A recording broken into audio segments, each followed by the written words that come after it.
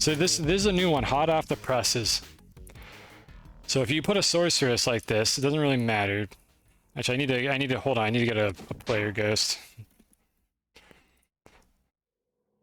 I forget where this was posted. I think this was posted on the bug reports for Spelunky 2, and the devs don't actually care about the bugs in this game, but I do, because I just get excited every time somebody figures out how to crash the game, because that could be a new exploit. So I just need to get another player into the game session. I don't know why it... There we go. Okay, Rafi needs keyboard 2. Okay, Rafi needs to have an accident now. Whoops. Used to be hard into TASes. This is really my first foray into the field. Like, I've played around with the concept in other games and other situations before, but this is really like the first game where I've like really taken it seriously. Gotta say, I like it. It's very satisfying. It turns your favorite game into a puzzle. Alright, so chat, there is, I think, a... How many things can sorceresses spawn? They can spawn spiders, snakes, cobras? Can sorceresses spawn cobras or just normal snakes? And they can spawn bees and bats. I think it's just 4 things. I think they don't spawn cobras. Yeah, you're right, they're all bees. Never mind. Well, in the event that you get something that isn't a bee, it'll crash your game. So check this shit out. Well, not just not bees, but specifically there is one thing that a sorceress can spawn that will cause your game to crash. So if I put Rafi Ghost, like, right here, wait for a sorceress shot to come out. Come on, do it. And right about... I think right about here.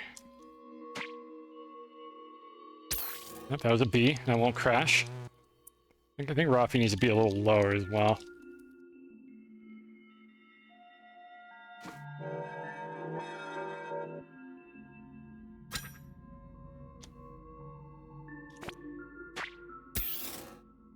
That's a snake. You might be able to figure out by process of elimination which one crashes the game. But take a guess, chat. Which enemy do you think crashes the game? We got spider and bat. Which one crashes the game? Yeah, that's the blow hitbox. All right, we got a spider prediction. It's spider or bat because we just saw the other two not crash. What do you think it's gonna be? Bat despite close. All right, we got 2 compelling things. I'm not gonna make a prediction. I don't think enough people are gonna participate or care enough about it. We can look at the ghost blow hitboxes after this. Maybe we'll do a little bit of ghost blow science. That'll be like the start of the segment here. You know what? Yeah, this is the ghost blow science. That's what this segment of our stream is. Just to show how horrible it is. That's a crash. So you got to take my word for it. That was a bat. That was a bat that just crashed the game. If a bat from a sorceress shot spawns in on top of a ghost blow, it will crash your game. Bat is the one that does that, not spider. I don't know why. This was reported on the Discord for Spelunky 2. Yeah, you've never crashed this way. That's the thing. This seems like something that has probably happened before, but nobody clued in on exactly what it is. But if you ghost blow the sorceress dagger on the frame, that it spawns a bat. So if the bat is colliding with the active ghost blow entity, your game will crash. Because they never spawn bats. I mean, how they do when you don't want them to. It's usually bees. But I suppose in Loco they only spawn bees, so that kind of makes sense. Yeah, they're the only ones you want, the ones you could actually use. Instead you get bees, which are basically just coked up bats that are impossible to predict. Like, technically, you could do all the same things with a bat that you could do with a bee. It's just bees are horrible and almost impossible to control while you're doing it. But you could technically do all the same things. So of course they're just going to give you bees and nothing else because it's Spelunky. Why would they be any different? So let me get my game up again. We're just back to playing old Overlucky now.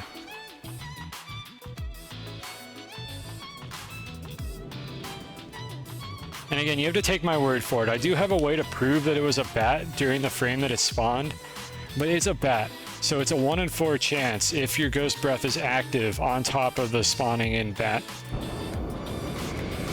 Good video game. Why does that happen? Probably state machine jank. And the thing is, it's always interesting to see these crashes. Yeah, sorry for the flashbang. I have no way of making that not be bright.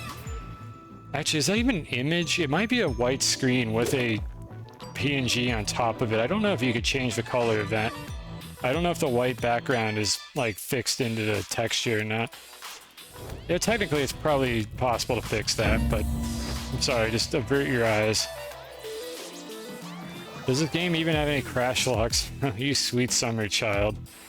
This game doesn't fucking log anything useful. The only thing like we've ever been able to make any sense out of when this game has problems is the Tiamat lag, because it logs error messages from Fmod about the audio engine like taking too long to catch up. Like that's the only thing that we have. This is a video game. They did not give us anything to play with when things like to go wrong. Alright, so Ghost Blow science, folks. I'm improvising this because I didn't think I was going to actually do this. So the first thing I'm going to do actually is turn on the pest control mod so we don't have to fucking like deal with pets being everywhere. So just get rid of that. Making noises and being annoying. You'd like to request Ghost Blowing player bag out of lava pool. Not sure if there's anything useful. Okay, we'll put that on the list. Then after that, we'll do whatever Doo-Doo wanted. And then after that, I'll just wing it from there. It just deletes mold. I fucking don't want to deal with enemies while I'm doing this because they're just annoying when you try to do science and learn things. Alright, so, Ghost Blow science. Here's our ghost. It's Rafi. It's always Rafi. Here's the hitbox for the Ghost Blow. I'm gonna turn off, like, God mode so that I can actually get knocked around by it. And let's just observe how this works. So this is about what you would expect. This is a light Ghost Breath. This is how big it is. I don't know how to describe the size other than it being that big. It more or less corresponds to the size of the breath, except it goes way further back than you would think it does. You would expect it to be a square up in the front, but it actually extends backwards instead. And if you get hit by the Ghost Breath while it has a certain speed, I don't know what that speed is, it applies just a fixed, like, stun to you. I don't know what the speed is before the Ghost Breath, like, dies, so to speak. Like, I think it's based on the velocity of the entity, so once it reaches a certain speed, it just stops existing, but I don't believe that affects how far you get blown. We can test that, like, right here. So let me center Rafi on the grid real quick. And Valerie. So, frame by frame. Alright, so let's go see what velocity we got from Valerie here. Now we want position. Yeah, so 0.1 and 0.1, which I think is the same velocity you get from getting whipped, if I recall correctly. So just 0.1 up and away from the Ghost Blow. Notably, I said away from the Ghost Blow, not away from the Ghost. Away from the Ghost Blow. So we'll be looking at that in a moment. And then from there, it's just the usual free fall. And I believe this Ghost Breath is consumed by that action and is no longer able to interact with things. So it'll die a little bit earlier. So you can see the breath made it all the way over here, but it was already fading out. Normally, it would make it all the way over here. And then you can see it kind of goes into this like weird slow motion when it fades out. So the effective range of a Ghost Breath appears to be about this, like about a tile in front of the ghost. And I may be able to catch that as it happens. Yeah, it's slowed down right here. Let me make another one and check the velocity on it. I do want to see like what the effective range is. But if I stand here, let's see, right, it's actually pretty far. Yeah, you can see it does eventually die. So it's not potent for the entire range, just a lot of it. What I was not expecting there was it's actually, when it slows down, it can still hit you. And I think it's velocity based, so we can figure out what that velocity is without too much trouble. If I spawn a Ghost Breath on top of me, it doesn't do anything. I think it's moving a little bit too slowly to do anything. But what I might be able to do here is just measure the velocity of Rafi's Ghost Breath as it like touches the player character. So let's see, the maximum distance for it is something like this. Okay, so I got hit by it. What speed did it have when it did that? 3208. I'm just gonna do this.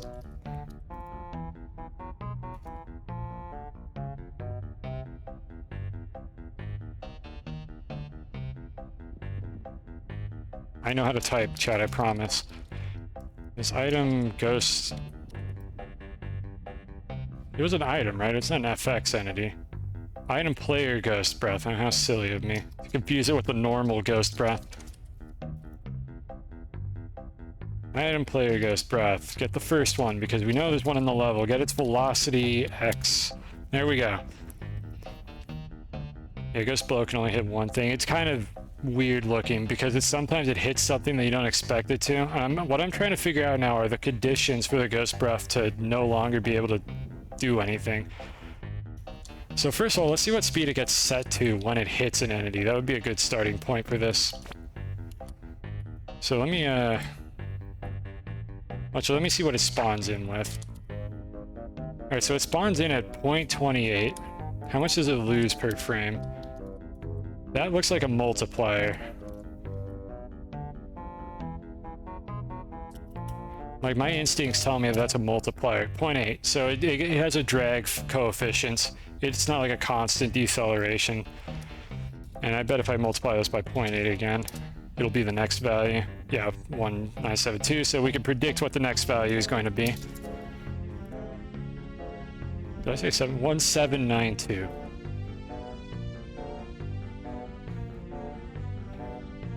And there we go. Yep. So we have a match. Beyond, like, there's double precision versus single precision floats working here, but you can see what's going on there. My guess, my prediction for when it stops touching the player is when it's less than or equal to 0.1 is going to be my prediction. So let's see here. So I think on the next frame, it's not going to be able to touch me. But I could be wrong about that. Let's see what we get. Nope, it actually is still able to touch you, and that set the velocity to 0.03 when it touched me there. So it is apparently a different value than that. So let's try a slightly different frame.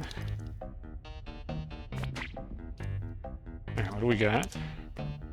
Let's see if it'll get me on this frame. It still gets me. Yeah, and then it gets set to 0.03. So, I mean, 0.03 could actually be the threshold then. And maybe it just sets it to that threshold so that it can't hit anything else. Which makes me wonder, actually, if a ghost breath that is forced to keep a high velocity will just, like, pile drive through, like, lines of objects. Which is really silly, and I'm absolutely going to try that in a moment. But let's see if we can narrow down what number it is first. But that is very silly, and I want to see if that can happen, if they'll just pierce infinitely if you keep their velocity set to a high value. Oops. Should probably spawn one of these in first. Yeah, like the funny backpack thing, except that we don't really have a way to do it. Okay.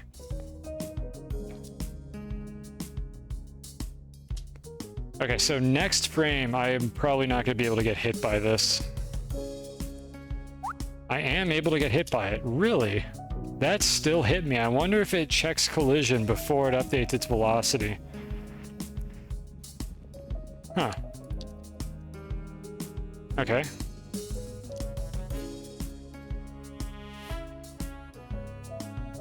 This is unfortunately hard to check because when it touches the player, it immediately gets its speed set. So it's difficult to determine like what it was at when it hits me. There's a way to do it, but it's a lot of effort to actually be able to check it in the state machine before it hits me.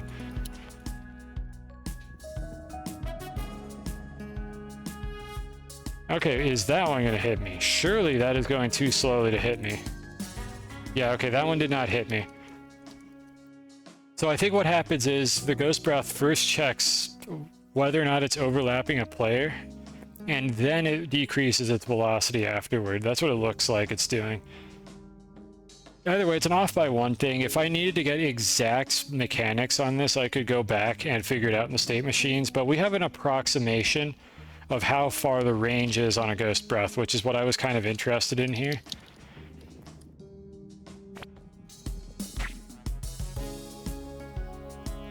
little further, a little further. That far. So pretty much, it's actually almost exactly 2 tiles from the center of the ghost plus the hitbox of the ghost breath. That's how far it'll go before it like loses its potency and cannot like stun you anymore. So it's about 2 tiles from the center of the ghost to the center of the breath. So that's the rule of thumb for anybody who was wondering about that. Can a single ghost breath just infinitely drag even just a single object? Probably not, because there's a knockback frame mechanic that isn't entirely understood that kind of gives you immunity to being chain knocked back by things like that. So my guess would be probably not. So let's, what we got here? Yeah, it looks like it, why did it do that? It didn't hit anything. Oh, you know what's happening here? Yeah, when it reaches the end of its thing, it gets a fixed velocity and it goes into a different state. Yeah, it goes into this puffing, exhaling state. And once it's in that state, it looks like it cannot hit anything anymore. Okay, about 2 tiles. That's the rule of thumb. Now, let's see what a big ghost breath looks like.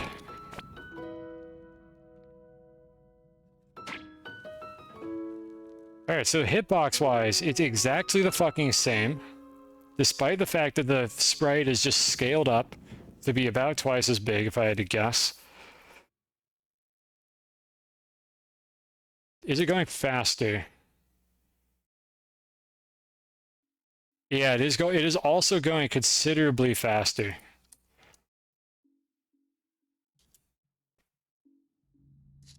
And it looks like it has the same drag coefficient. Let me get rid of that. And I'm guessing it's the same exact thing. It's going to get to about 0.03, and then it's just going to go into slow mode. Yeah, right there. It is a state change. The velocity actually goes back up at the end. And then the ghost breath entity seems to do a state change. I'm not sure how it stores that information. 3830. In state 1. I wonder how they store this information. It's possible that the ghost breath has its own entity as well. Let's open up the toolbox, see if I stored that one by any lucky chance.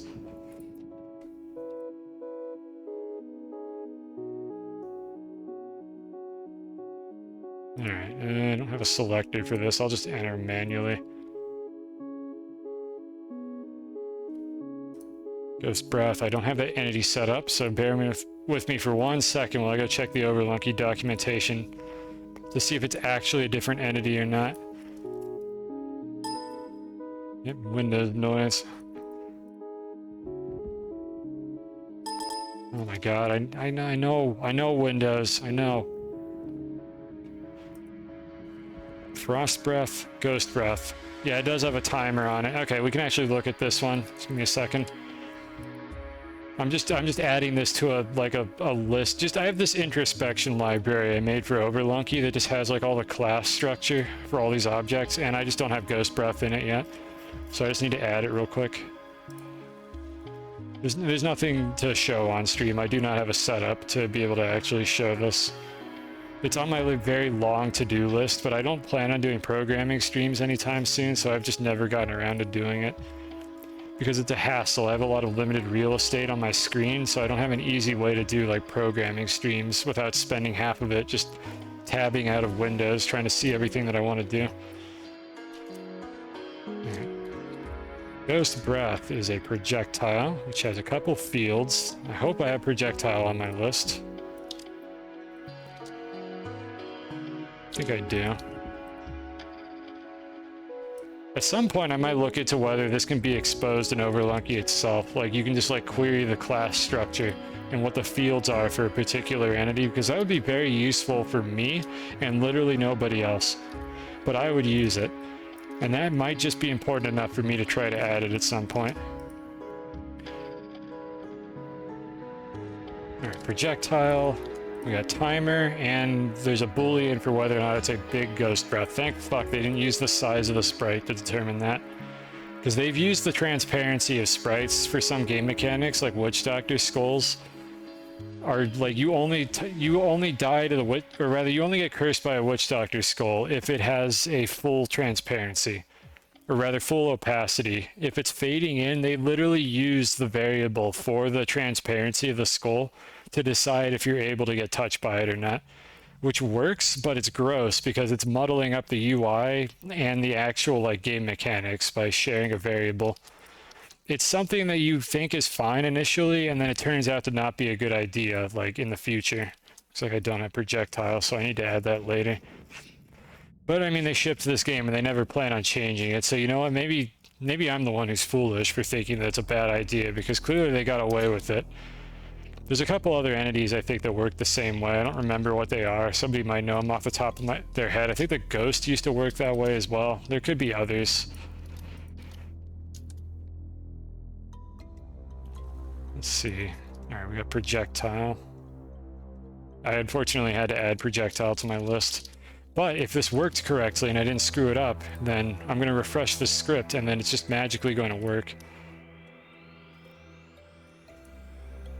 Alright, ghost breath. Oh, let's go. It worked. Alright, so projectile doesn't have any fields, or at least none that we've discovered yet, but there's a timer on it. And let's see how that timer increments. You know what, actually, I can... Hold on, I could do this. I'm reading chat. Give me a second here. I'm gonna catch up on chat. I haven't looked in a while. Is that Windows 7? This is Windows 10. Shared state. I don't remember what I said that provoked that comment. It was probably really funny. Yeah, it goes from back layers. Yeah, they couldn't be bothered to show you where the ghost is, but you have like fucking 10 frames to stop touching it when it warps on top of you, I guess. There was an update in the past, I think, where if the ghost like wasn't focused on you, you could just walk through it or something. I don't remember exactly what it was. There was some jank that let you pass through the ghost that they patched out, and I think it had to do with the transparency of the ghost determining if it could touch you and actually kill you. It was dumb. There's another entity that does that as well, and I don't remember what it is. There's at least one more that just counts up the transparency for some game mechanic. Don't do that, folks. Separate the visuals from the actual functional mechanics of your game. It'll make your life easier later. It might be the gist. I don't really know. I could look into that later. It's not terribly interesting though. Let's focus on ghost breaths for now. So I'm gonna do something here real quick. This is a very hacky script that only I have because it's terrible, and I'm going to make a ghost breath entity selector so that I don't have to keep reselecting these. Alright, let's see, we want entity type. I think it was item, play. Oh my god, I know how to type, I promise. Item, there we go, got it. Yeah, single entity, create. Okay, we should have access to that now over here. Assuming that I set this up correctly. There we go. Force it. Alright, so that should aggressively pick whatever ghost breath exists. Yeah, you can see it doing it now. So let's see. Let's see how this entity works. Yeah, it's just got a timer. That's interesting. It counts up for a while. What state is this thing in? Why is it not immovable? What the fuck? Hold on. It is a projectile, which inherits from movable, which I spelled wrong, because I'm an idiot.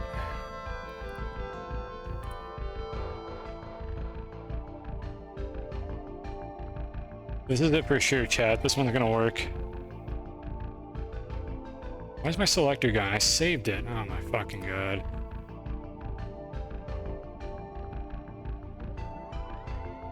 Alright. Alright, we make it again. I don't know why that didn't save.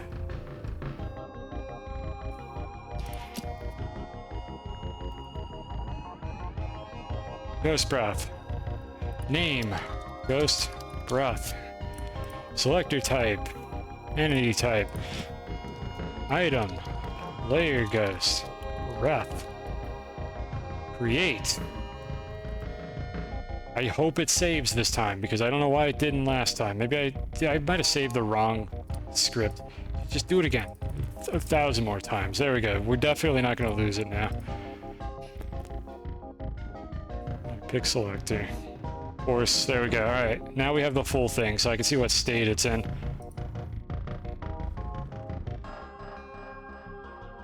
Let's see. Now we gotta, hold on. Oh wait, oh, we got feedback on that. Okay, hold on, let me finish my thought. Is this working? We are tracking it. And then it switches to the other state. I'm gonna have to figure out what variable is being used to track that. It's probably something stupid. Okay, what do we got here?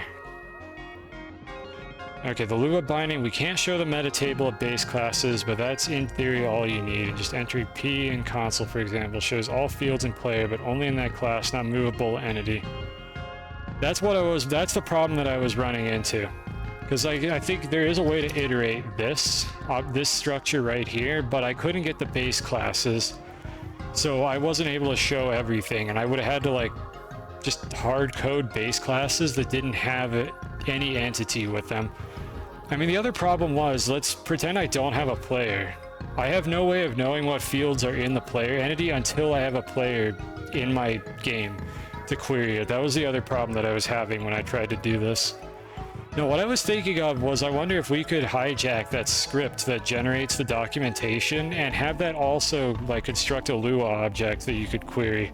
It's just a global Lua object that you could ask for the structure. Like basically ask it, what is the class of this entity type?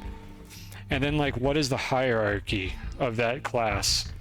And if you could get both of those things, then that would be all the information I needed for this, and I wouldn't need to like maintain it myself.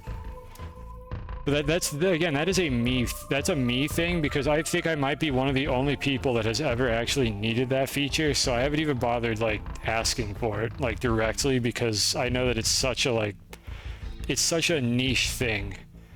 Like it is a good idea for people doing the kind of thing that I'm doing right now, not so much for like the common user. So that's why I would say that's not a high priority thing to do at all. Just don't do anything with the player except for shopkeepers. I think we meant the shopkeeper, right? Yeah, I guess shopkeeper. The regular ones don't interact with players or anything really, except the camera, as far as I'm aware. I mean, there might be some weird jank where like the Goliath frogs can eat ghists, but beyond that, there's probably nothing that you could really do with them besides take a picture of them or crush the body they're attached to. Alright, anyways, back to what I was trying to do here, though. Ghost Breath. So now we have the ability to track this entity. I just want to see how it works internally to figure out if I'm correct in my approximations. It was like 2 tiles here, and then a strong Ghost Breath went like 3 or 4. How is the game tracking that, I wonder? I need to make a way to thin down this list of fields that I'm looking at. Okay, state I think is actually part of movable. I always forget which one it is. So it's in state 1. With move state 0. These are not very well named, but even today I don't think I understand what these variables do. So it counts up for a while.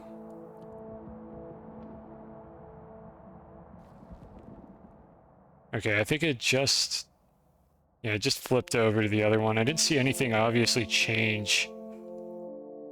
There could be another field in the Ghost Breath for it despawning.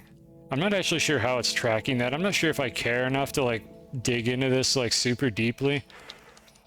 But we know that once it reaches a certain velocity, it seems to stop moving. And then for the big Ghost Breath, which takes, I don't know how many frames, probably like a second. How far does that get before it goes back to slow speed and can't hit you anymore? It's the same drag coefficient, so right there. There, it's swapped over. Alright, so it's about 3 tiles. So you do have longer range on the stronger Ghost Breath versus the weaker one. It's a little bit more than 3 tiles. The hitbox is exactly the same size. And if you get hit by it, you just go further. And I don't think that scales at all with how far away you are from it or how fast it's moving. So if I do this, I should probably get hit by the same exact speed as point blank range. Yep, that makes sense. We just got 0.2 for our velocity, so it's twice as high on both axes when you get hit by this. So it just fucking yeets you. And 0.2 seems to make a big difference with how far you go from these, just because of the way that like drag works in this game. You could probably... hold on, let me start from the top. Medial. You have a wall of skulls without gravity to check the collision. I'm checking the collision of the breath by just using the player entity. It's easier to position the player than to spawn more skulls. Longer range, but same vertical. Yeah, it's fucking stupid. Well, it's the same horizontal hitbox too. We could probably wrap functions that are used to create the Lua types to also generate an introspection table on that user type. Well, if you're going to do that, I do have a question about it. I've seen the cursed, like, Emi Lua, like, Python thing that you have set up to generate that documentation. I've always wondered, is there a better way that you could do that, like, as part of, like, the compilation? Like, is there a thing that you could run that would generate all that without having to like retroactively go back through all of your C files and try to figure out like what it was supposed to be documented as? Because there's a bunch of them where you guys had to set up like a hacky, like essentially a decoy. Like you actually have it documented, you have a field documented and then commented out to like trick the documentation into actually detecting the decoy where the comment is, and then the actual implementation is something completely different. And it's one of those things where it absolutely works, but I wonder if there's a better way that you could actually like get it to build something that would allow you to like query the game engine and generate that documentation for you in some convenient like data structure that you could then whip up the slate documentation from. I said documentation a lot there, and I don't know if what I said entirely makes sense. It's just a suggestion. Like, it's another one of those hypothetical. If I could go back in time and do it differently, I would have pondered whether I could do something like that, whether you could run like an info dump with Spelunky after you build Overlunky, and the info dump would generate your documentation in like a raw JSON object, and then you could use that JSON object to create your slate docs.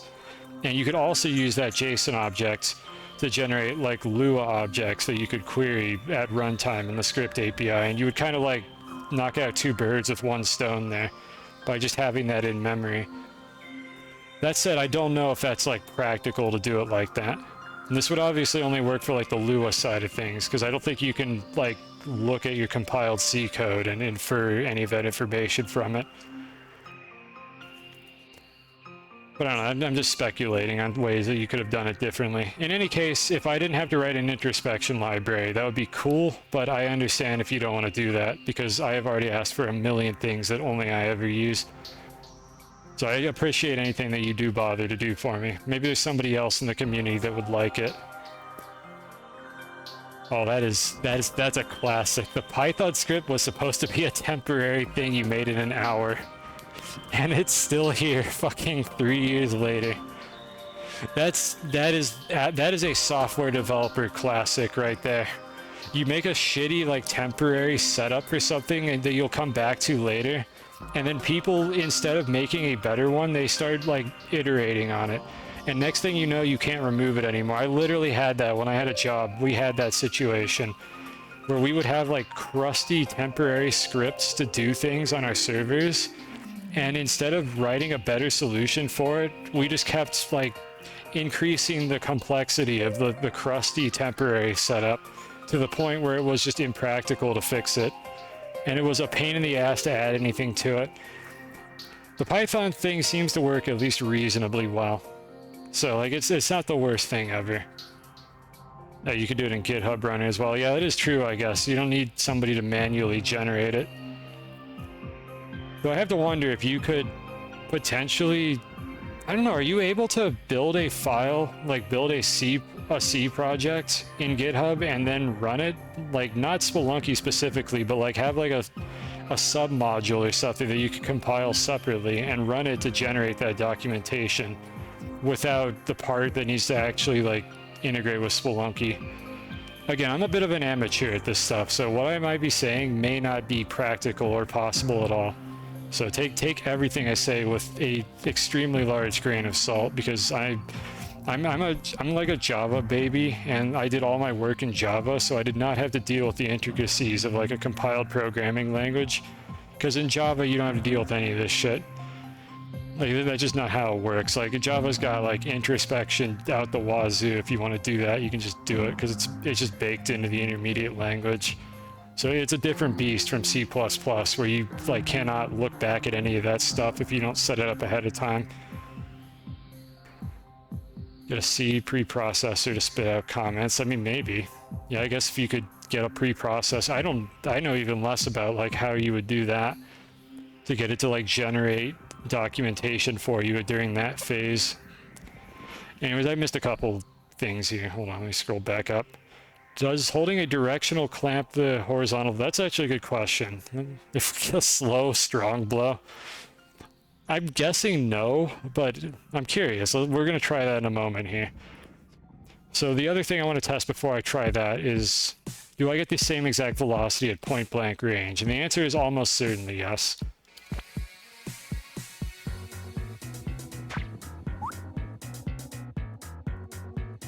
Yep, same velocity as before. Though interestingly, my X velocity started off at 0.2 and then one frame later it just got set to 0.185. And I could hold inputs as Valerie right now and it doesn't affect anything, but I wonder if I could do that on the first frame. Did I hit the ceiling? Why did I lose that speed? Hold on, let me remove the ceiling. Oops, I was supposed to frame advance that.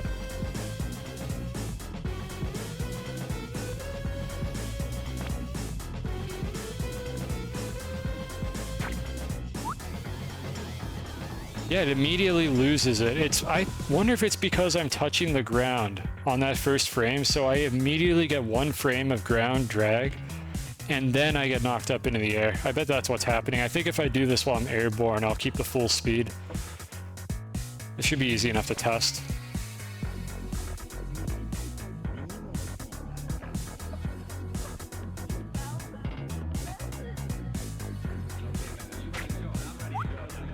Nope, that's not what it is. I have no idea why I get one frame of drag.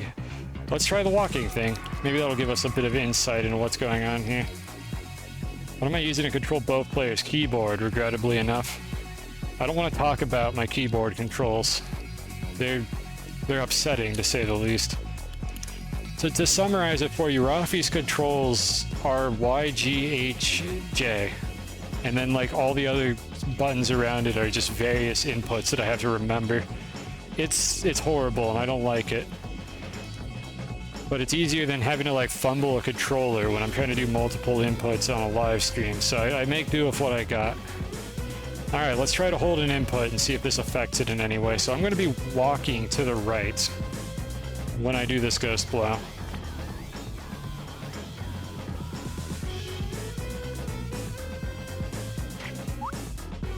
No, that doesn't look like it did anything. I will walk against it in a moment here to see if that changes it. But yeah, that doesn't appear to have affected anything. Players being thrown seems to just be mechanically different. I will try walking towards the ghost breath now. Alright, we're walking towards it. I'm just holding the inputs. Same thing as before. It doesn't affect it at all. So no, you can't do a slow blow with like the ghost or anything. That's not a thing, unfortunately. Can I try using the breath to reach a spot that is high or far? Yeah, let's see. I mean, honestly, the loco runners could give you way more info on that than I could. Because I don't know all the intricacies. You can get up a 3-tile wall with one ghost. I think it's like you jump in the air, you get strong blown, and if you do it right, you can get knocked up 3 tiles. There may be ways to get further. You don't know. It's tough to say. That's not something I really want to brute force right now. I could check specific scenarios, maybe. But I don't know every scenario off the top of my head. I could check like a few of them if people are interested in that. But I have a few more things I want to show about the ghost breaths before we segue into that. Oh, another blow. Do you need a second ghost to do that, or can the first ghost actually like get up there and boop you a second time? I would assume a lot of these involve like 2 ghosts with timed blows. Oh, the first ghost. I'm actually surprised that's tight. It's very tight. Yeah, I'm surprised that's possible to do. I would imagine it's easier if you're moving up for the first blow and then just keep your speed when you charge up the second one. So you only need like a couple frames to do that. You have to be moving up. Okay, well, I'm glad my speculation was correct. I think otherwise you would not be able to move fast enough. Does it inherit velocity from the ghost? Probably not. Let's find out. Valerie, could you chill out for a second?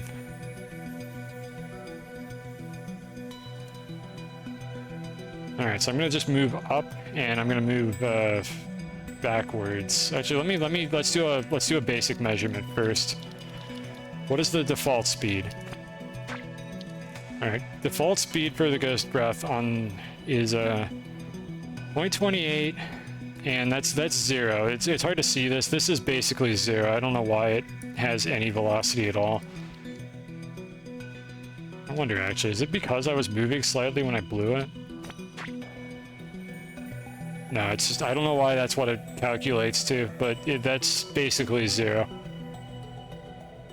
I don't know what, like, an anomaly, what abomination of code they wrote would result in the Y velocity being extremely small instead of 0.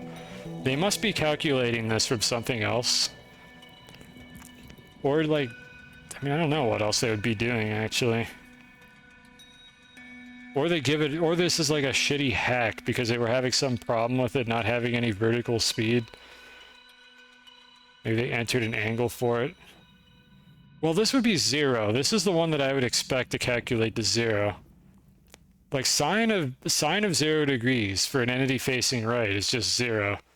The left one would be sine of pi, which could conceivably round off to the wrong value.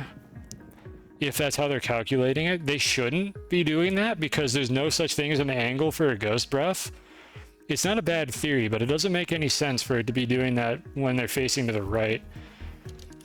And if I face over to the left, it probably does the same thing, if I had to guess. I need to wait for the first one to despawn. There we go. Yeah, it's the same exact thing on the left side. It also has a velocity. A tiny negative Y velocity. I think it was a tiny positive Y velocity in this direction. Yeah, this game is an abomination, but for some reason, there's an insanely minuscule amount of velocity for this. And this is not like the double precision doing this. I'm pretty sure this is the single precision that's just materializing something that should have been 0, but just wasn't. I don't know. Somebody who knows how to read the source code could probably figure out what's going on there when they spawn in this projectile, but that's what they did for some reason. I wonder if the freeze shot does that. We'll look into the freeze shot a little bit more. Let me just see if the freeze like projectile also does the same thing. Delete all these so it doesn't hit anything. Alright, so let's see, that is...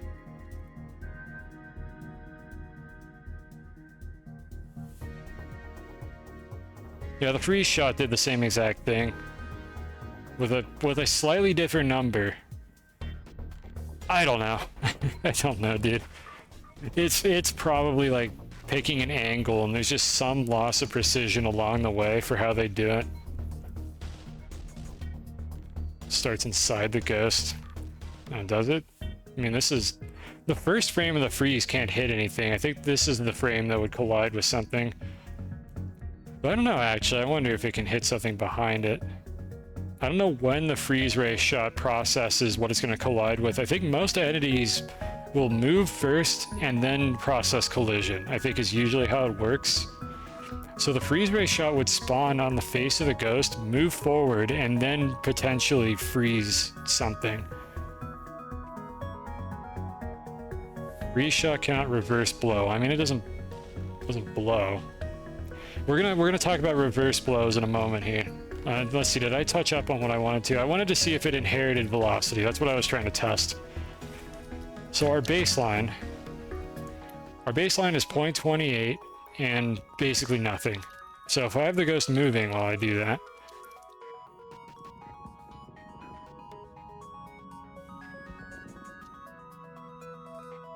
I'm waiting for it to despawn.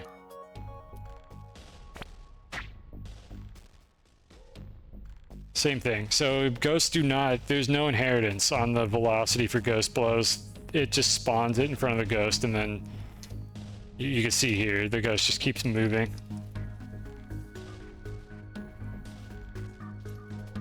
So that's that. So we know how the strong and the weak ones go. So let's look at reverse blows, because those are just Loads of fun. Everybody loves these.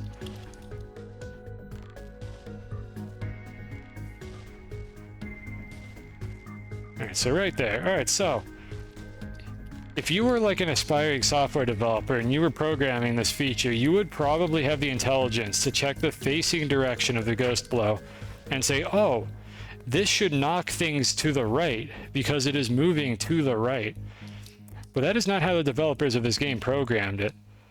So instead, if you fall into the, or rather, if you're touching the backside of the ghost blow, which we can simulate here, you're going to get knocked away from the origin of the ghost, or of the blow, which results in a reverse blow, which is a feature that exists. That should not exist, because if you took an additional 30 seconds to program in this feature, you would do it correctly. So this is what we have to deal with. This is just funny co-op shenanigans. If you're playing as a ghost, and you're right up in the face of the person that you're trying to like blow across a pit, please be careful. You never know which direction they're going to actually go in when you hit them with the ghost breath. They may just go literally in the opposite direction towards the thing that was going to kill them. It's stupid. Like, this is one of those things where I can't even give the devs a pass for this, because like a few minutes of like play testing with player ghosts would have revealed this problem instantly. You get blown based on the origin point of the player breath, of the ghost breath, versus the player character's position. That is what determines what direction you go in. It is ludicrously stupid, and since this is where the ghost breath spawns, in front of the fucking ghost, way the hell up here, that means this interaction, which you think would result in going to the right, just results in you flying off to the left for some reason. And it is exactly the same thing when you're facing to the left. So a normal ghost breath to the left would look like this, but if you're too close to the player ghost, which is roughly here, pretty much touching them, this is where you end up instead. But you can see here the ghost breath is, if we snap things back to tiles, the ghost breath is going to spawn roughly a tile in front of the ghost. A little bit less, maybe like a quarter into the tile. So if you are any closer to the ghost than that, you're going to get blown to the right in that situation. And then there's fucking laser traps, which just, I think, always knock objects to the right.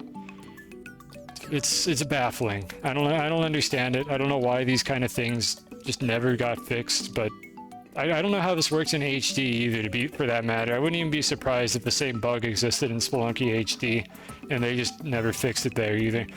But nobody has friends in real life, so don't quote me on that. I don't have friends in real life, so I never actually played HD with other human beings, and I have no idea how the ghost breath interactions worked. HD co-op doesn't fucking exist.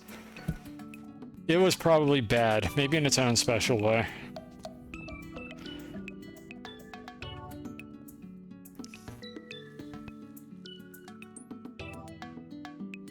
Let's see, I'm checking to see if I missed any chat. Freeze could still move stuff, and it's not doing a reverse freeze. Yeah, I think freeze ray shots might be directional. Let's see, what's something that we can hit with the freeze ray? This rock here.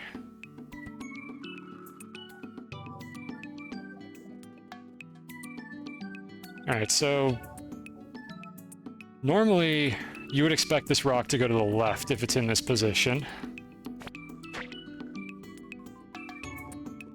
It actually went to the right. I wonder if I just didn't have it far over enough. It could be that it took the collision on the first frame. Oh my god, is it players specifically that fucking do this shit? That's even worse. If it's like monster and player entities that have this behavior. Yeah, the rock went to the right. You could easily get infinite resources in HD co-op due to programming insight. I don't even think I need to ask, but sure, how do you do it? We had Coffin dupe for a while, but it wasn't really infinite resources. But does anyone have an explanation for this? This is a rock. This is a ghost breath. This is the ghost breath being to the right of the rock, and this is the rock going in the correct fucking direction. Why does it work? What if I get a little closer? The rock goes in the correct direction. It works as intended by the developers. You thought it happened to everything else. Yeah, me too.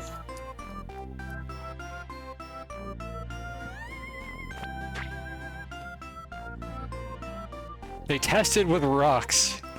It didn't work with rocks, so they fucking like added a edge case. Like, okay, if it's a rock, it goes in that direction. And they just never checked. I wouldn't even be surprised. Let's spawn a body and see if it happens with that too. Alright, so first test, living entity. This should reverse the caveman. It does. Okay, that's the same bullshit we were expecting. So if we kill it, it's presumably going to do the same exact thing. So if this caveman has an unfortunate accident, many accidents. I need to hydrate. Thank you.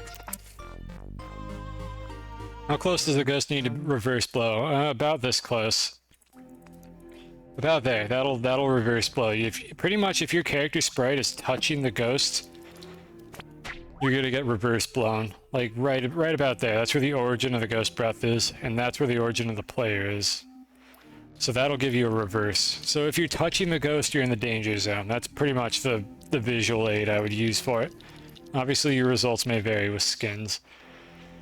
Now if we stick a caveman in the danger zone, body goes in the opposite direction.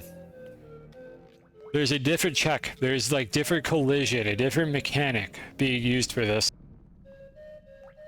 Absolutely incredible. Absolutely spectacular. So presumably things that can take damage, like things with health values, are probably the objects that get affected by this, if I had to guess how it works. So that means like things like, let's say player bags or spring shoes. Let's spawn some spring shoes. I wonder if they get the same effect. Like what are the rules for this? Yeah, try bomb box. I'm gonna do bomb box, player bag, and spring shoes. Just don't look at that. I don't like that. I want that to be gone. No one saw that.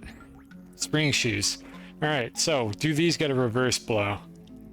Wooden shield, yeah, you can try that too. Those go forward like you would expect, so they're inert like rocks. So let's try, this has health, so bomb boxes have health. 24 health to be precise. And then the wooden shield also has health. I don't remember how much. That's a metal shield. Metal shields do not have health. Wooden shields have 20 health. Except they break instantly if you crush anything bigger than a skull or golden nugget or pot, I think. I think those are the three things they don't crush. Closed chests. Yeah, sure, why not? I think chests literally don't move if you blow them. I think you cannot move a chest with a ghost breath for some reason. Yeah, immune to ghost blow. I think even after you open them is the thing, because the game probably like tries to run the subroutine to open the chest, even though it's already open, and the devs couldn't be bothered to check that case, so you just can't blow it at all. Okay, this one's a bit of a wash here. The ghost breath is actually to the left of the origin for the bomb box, so we're gonna try that one again and put it a little closer, because it has a very girthy hitbox. Bomb box is a wide boy, so let's try this. Yeah, it goes in the correct direction. So it's not having health that's the criteria for it. It is being a monster, if I had to guess. Like, that classification of entity is probably what causes this. City of Gold Pots. And we can try that, but I think it's going to be the same as the other ones.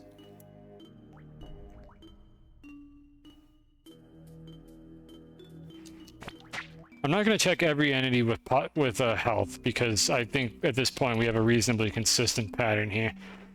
So I'm just going to show this one, even though we know what's going to happen here. This is going to open the chest, which I think will also consume the ghost breath.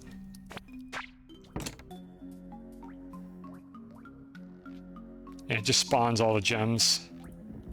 It actually does... Oh, it doesn't consume the ghost breath. Interesting. So you could actually pop multiple chests by doing that, I'm pretty sure. Are players considered monsters? Yeah, for most purposes, I think players are flagged as monsters.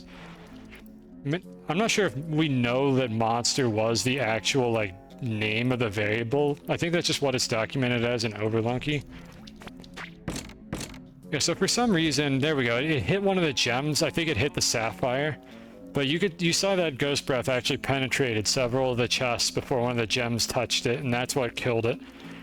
So it's just a different mechanic. I wouldn't even be surprised if it's the chest checking if a ghost breath is touching it and not the other way around, because this game is stupid.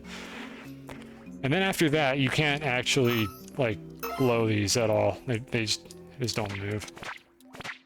They're just not interactable. Why is it like that? I don't know. Why can the freeze ray hit it? I don't know. But that's how they did that for some reason. Very peculiar. Let's see, what else is there? So, yeah, spiders also get reverse blown. Yeah, that's what I was going to check, is monsters that don't leave bodies. Not monster, bat or spider. Bats don't crash as far as I'm aware while you do this. It was only the sorceress bat spawn that was crashing when I put it on a ghost breath. But if we let the spider settle onto the ground and then blow it, you see it goes left instead. Nobody would ever reverse blow a cobra. How many runs have you had ended by that? Surely there's no chance that this enemy would get reverse blown. I need to hold still. Oh, whoops, over there now. What's that? Your other player was trying to front whip it and they missed because you blew it? Yeah, folks, don't blow the snakes. Don't ghost blow a snake unless, like, you know what you're doing. Something bad is going to happen. Does that actually turn them around, or was it just like some jank with there being a wall nearby that caused the cobra to turn around? Because I don't think the ghost blow can make it turn around. I think if there's a wall near it, however, that might cause its AI to turn around unexpectedly. Like, if it was facing to the right and you blow it, it would, like, recenter on the block and then be facing to the left. Like, I could see that happening, or the other way around. I don't remember why I turned around. It might have been on a single block and one of your nincompoops blew it and it just fucking turned around.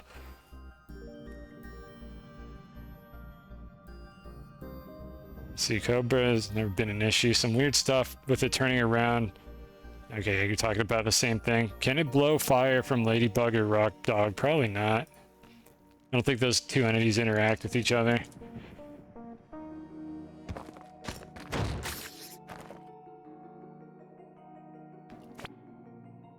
NDID order can matter, so I'm going to spawn the Ghost Breath first and then the Rock Dog projectile.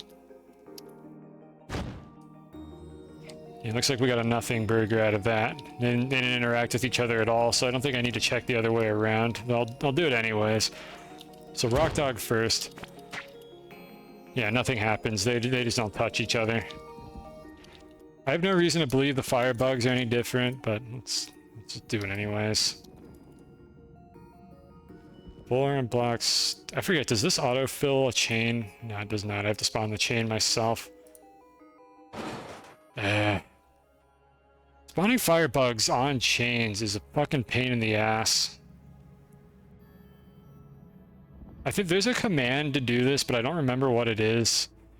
We can just go there. This will be easier than trying to figure out how to do this on the fly. I know there's a command to spawn these in, I just don't know what it is at all. Let's go find a firebug. Alright, pest control's deleting them all. This does work. I know that you can do this.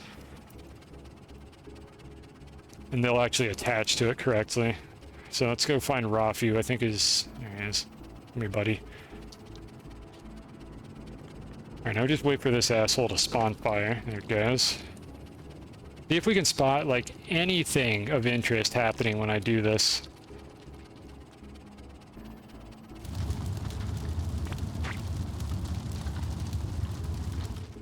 Nah, it didn't look like it did anything. It just goes through the fire and hits the bug. It didn't interact with these, like, flamethrower projectiles.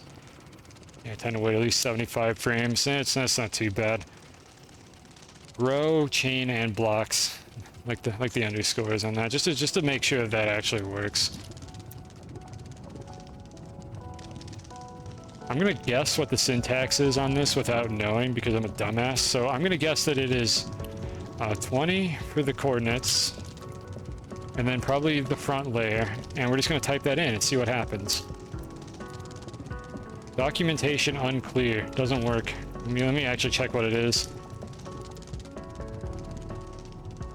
Row, chain, and blocks. Wait, can you not do this in the back layer? Excuse me, Firebug, could you stop making that noise? Does this not work in the back layer? There's chain and blocks in the back layer. They're in Vlad's castle.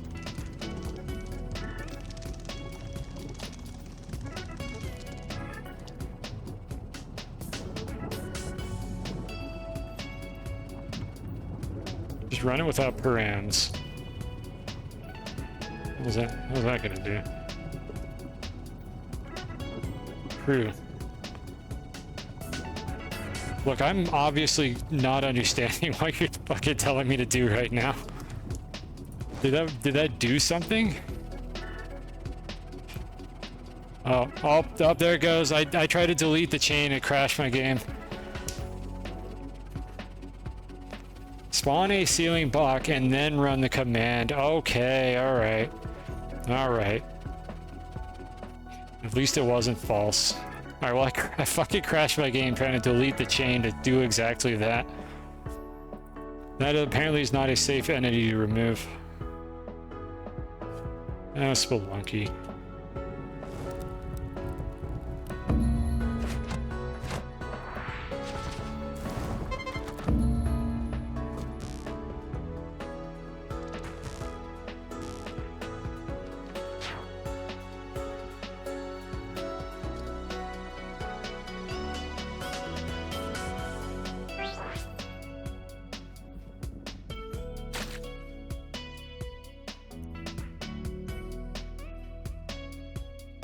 Oh, it's beautiful. Look at that. Everything should be safe to delete with the delete key. I used the hotkey that I bound to mouse. Something? Question mark? Shortcut. I was looking for the word hotkey, not shortcut key. Let's see. No, not those. Mouse destroy. Yeah, mouse destroy is the one that I pressed. And that just crashed my game when I tried to delete the top of that chain block. Let me make sure that's what it is. Yeah, it's bound to mouse 5. I always mix up mouse 4 and 5. Why doesn't pest control kill Rafi for you? Good point. I don't know. Okay, that works that time. I don't know. I had 2 chains stacked on top of each other somehow. That's why I tried to delete it. This might be user error. This might be user error that caused that to happen. I had 2 of them stacked on top of each other, and I deleted the top one, I think. Don't worry about it. No, that one's on an overlunky. I think Cosine made that one happen. Moving on. What are we moving on to? So let's see. We were just checking whether or not Ghost Blow interacts with these projectiles, which it doesn't seem to. So what did I miss here? Oh, we were trying to figure out why it only works on like bodies and player entities. Goliath Frog Gist. We are gonna have to check that, aren't we? Not right now. I'll put that on my notes, but that's not relevant to what we're checking right now. I want to keep these like focused because I do clip VODs of these afterward, and if I just do a bunch of random shit, and it's very hard to like figure out how to like cut the VODs. So ghost breaths. What else can we do here? What other fun interactions are there? So we know about reverse blows. Freeze ray, I am like 99% certain that the ghost breath freeze ray is functionally identical to a real freeze ray shot. So I'm not sure that there's anything to do with that. Like you can check like what it spawns in, and I believe it's the same exact entity. It's just owned by the ghost instead. Yeah, so it spawned a freeze ray shot there. It spawned in at 0.25 x velocity and a tiny little microscopic y velocity that doesn't show up here for some reason. Can it blow the poison blob? I think those 2 things don't interact with each other. I can check that one in a moment. Freeze ray shot will pop a poison bubble, I think. We can actually check that.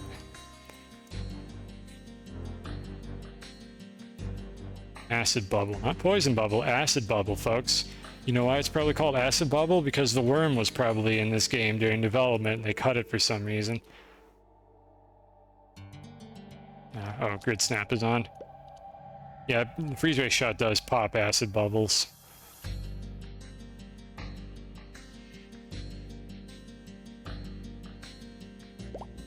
So anyways, I want to spawn a normal freeze ray shot now. I'm pretty sure it's going to be the same exact velocity and mechanics. And same entity. Entity ID 25. Yeah, same speed, same entity, but it's probably identical.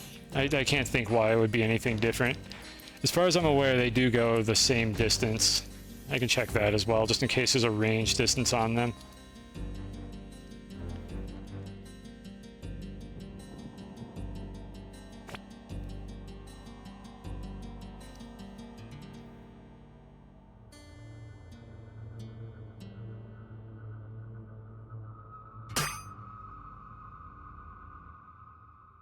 Yeah, they're offset by a little bit when they start off, but it looks like they're just functionally identical projectiles. Yeah, they despawn on the same frame. So yeah, there's nothing really special about the Ghost Freeze Ray, other than the fact that you don't get ownership of it. The player Ghost does, which I think fucks, I mean, I know it fucks up journal entries. If a ghost is like the only thing to freeze an enemy and then that enemy falls and dies, you don't get the journal entry for that. Like, that has to get traced back to a player for that interaction to actually give you the entry. So be careful if you're doing AJE online, which is a category I regrettably keep getting wrangled into because Q-Ball keeps streaming it. Your favorite freeze interactions: you can kill butterflies with every other freeze thing, but Yeti Breath crashes it. Really? Well, the Yeti Breath is hard-coded, right? Like, it's not a freeze ray interaction per se, because like it could freeze the Yeti Queen. So like it just functionally, they programmed it in differently. And butterflies presumably don't like being frozen. Why only butterflies? I don't know. Like, I mean, there's other flying critters. I'm assuming that you tested this and it doesn't like crash with like drones. So I wouldn't know. It's like dividing by 0. And I think most of the crashes in this game are just like memory faults. Like, people love memeing about dividing by 0, but I mean, in most computers, you can divide by 0 these days and you just get not a number. Or math.huge in the case of Lua, apparently. I guess infinity is usually what you get from that, or not a number, depending on, like, the nature of the division by 0. Like, that one, I think that one will give you... I'm actually showing. I think that one gives you not a number or nil. Let's see if I can force it to actually print the value. Yeah, that one gave not a number. It depends on how you're doing the division by 0. You get either infinity or not a number. Most of the crashes in Spelunky, as far as I'm aware, are just memory exceptions of some sort. So either writing to memory or reading from memory that you do not have permission to access is typically what would cause crashes in this game. Beyond that, I don't know. There are probably other things that go wrong. I don't have the tools or the expertise to debug exactly why each individual crash happens. That's part of why I don't know why back items cause crashes. But we know that, like, if a back item has something else spawn in its place and you try to like call a function that doesn't exist, things just don't work the way that they're supposed to. If you try to like access a function call in an entity that doesn't exist anymore, I think that memory might not be owned by the process. It's tough to say what exactly is going on there. There may be protections in the compilation that prevent you from like executing raw data as code, which is how you get like Game Boy Advance glitches and stuff in like Pokemon games. So it's good to not be able to do that anymore. I don't know for sure how they built Spelunky. Again, beyond my field of expertise, I have not had to like decompile C++ applications to figure out why they crash. Maybe someday I'll figure this nonsense out, just not today. Drones have a body, that is true. Well, what are all the flying critters? The little fireflies in the ice caves can also fly, and I don't think those spawn in the Yeti caves. Do those crash? Like, butterflies and the little fireflies are very similar in behavior from what I understand, and drones I think are the only other thing that can actually do that. I don't believe there are any other flying critters. There's fish, which I suppose fish kind of qualify as flying critters. Now we're getting derailed here though. Hold on, before we... I mean, I don't know, that might be a segue here, but like, is there anything to actually test there? I guess I could try to test that. So let me ask a question first. Are we done with the ghost breath science? Like, are there any other questions about like ghost breath and reverse blows and stuff? Lava, what about lava? Player bag lava. Okay, we're not done with ghost breath, so remind me afterward to check the critter crashes if you're actually curious. Though it doesn't matter because you can't get the Yeti King to be like in the layer that has any of those critters. You're so tired of ghost breath. There's a joke in there, right? Like you're out of ghost breath, like, right? That's what the joke is. Hilarious comedy. Only the finest puns from my chat, and if that wasn't a pun, then you can just pretend that it was, and it'll be really clever. So let's see about why we can't get shit out of lava sometimes. Fireflies and drones neatly freeze and drop to the ground, but butterflies crash. I would assume then that the butterfly just doesn't understand what to do in the frozen state. Okay, we don't have to test that then. I think that's really all the information we need. It's just that particular critter is not expected to ever be frozen. So it just doesn't, the game just freaks out and crashes. Video games, Spelunky especially, where they did not think of a single edge case. Yeah, freeze shots deal damage to critters. And Kingu, if I recall correctly. But and the Yeti breath, I think, just bypasses that. It just straight up, like, freeze. It just applies the freeze state to anything that's in range of it. Which I think is why it freezes the Yeti Queen as well. Which you could pass off as a feature, but since it freezes critters, I am now inclined to believe that that was not intentional. And it's just a byproduct of how it worked, and they left it in because it didn't cause any problems.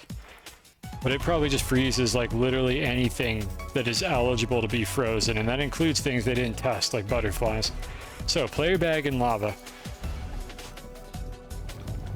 So here's the classic. One of your nincompoops that just got the Gist player bag, they're all the same. One of your nincompoops just dropped the bag in the lava. They just immediately spawn in. It should have the same exact hitbox as a normal player bag. So this is a classic situation, and you want to get that out of the lava, and you're spamming ghost breaths. This fucking game. You're spamming ghost breaths, and it just will not work. Let me get rid of the magmar spawns real quick. I'm literally just gonna move this magma pool down a little bit so that magmars can't spawn in it anymore. There we go. Alright, so this is no longer eligible to spawn magmars, but it's roughly the same in size. I'll give myself an onk as well, so if I die, I don't have to, like, cancel the screen transition to the death screen. Alright, Ralph, you get down here. So, let's see, this is the one that you can't get out of the lava, right? Like, I think if you have, like, say, spring shoes or other tall items, you can get them out of the lava, but for some fucking reason, the player bag can't be removed. I wonder if that's just the height that prevents that from working. Can a charged breath deflect a fast mosquito? We can check that too. Let me do that because that one's really fast. I think it doesn't do anything.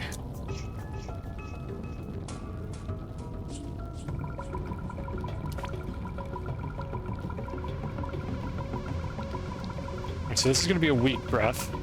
Oh, it actually does. Oh, it cancels it. Never mind, it actually stuns the mosquito. That wasn't even a charged breath, and it stunned the mosquito. I never knew about that. Usually you either freeze mosquitoes or just don't interact with them at all. Alright, well, that's interesting. Good to know. Alright, so anyways, whoever was asking about player bags and lava, I think it was blue-red, what are we trying to test here exactly? Like, whether or not it's possible?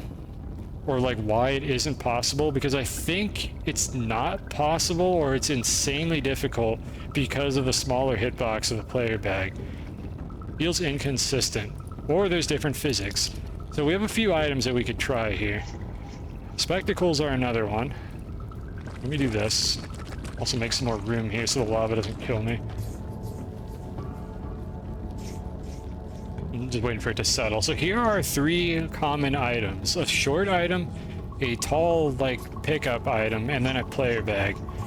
Why is it so inconsistent to get these things out of the lava sometimes? So I'm going to teeter myself over the edge, and then we're going to have our gracious volunteer see if we can figure this out. So for the player bag specifically, I was actually able to get it that time. So in 1 deep lava, it looks like the player bag is trivial. I think 2 deep is when it starts becoming a problem, if I recall correctly. How much do you need it to be able to get the player bag? Well, let's see. Let's start with this. So this one should be trivial. That one's free. Can we get the specs in 1 deep lava? We also can. Those were all very floaty and didn't cause any issues. So if I deepen the lava, I want a little bit more to make it closer to what it would actually look like.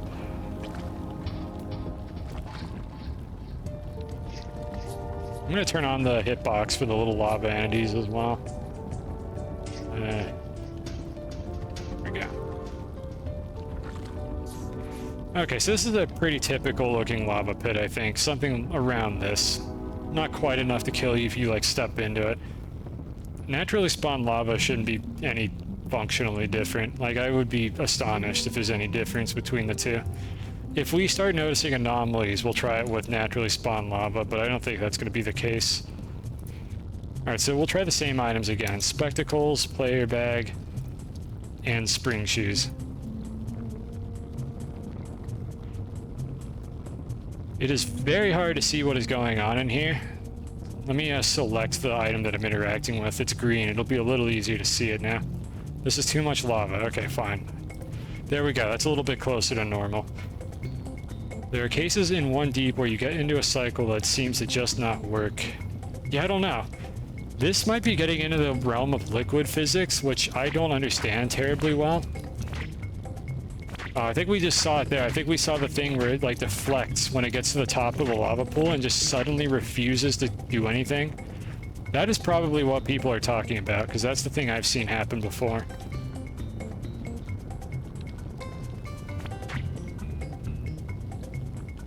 This is going to be very annoying to do in frame advance.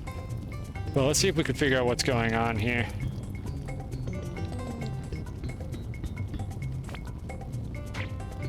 I won't be able to pick them up. Yeah, you're right. I'll remove the power-ups in a moment. Let's just test the player bag. Actually, I'm going to remove the power-ups now. Dragu, does this not crash anymore? I'm scared. Please tell me that this doesn't crash anymore. I'm frightened at this point. I'll wait for some feedback here. Yeah, this is from not the lava levels. This is the cave music. It plays in Wet Dry World as well. I'm legitimately scared to press the remove button on that UI because it's been fixed like twice. You don't know. I'm not doing it. It's not worth it. It's not worth the risk. That's not enough confidence for me. I'm gonna remove it with the command instead.